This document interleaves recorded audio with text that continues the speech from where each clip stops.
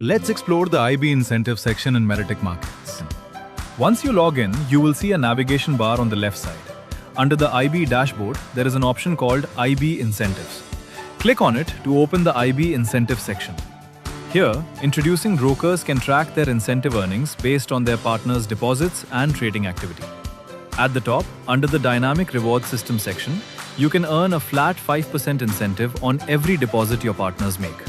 You will also see a Withdraw Now button, which you can use to request your earnings anytime. Just below that, you will find key earning details such as grand total earnings, withdrawn earnings, total pending incentive. Next, in the Active Rules section, different volume levels are shown.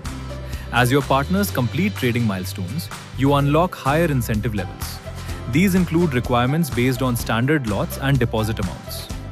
Below that, the How It Works section explains the system.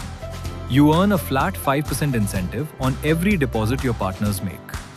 Incentives are released in stages as your partners reach trading milestones. The system automatically tracks trading activity and updates your earnings daily. If a partner's account balance hits zero, remaining incentives are also released according to system rules.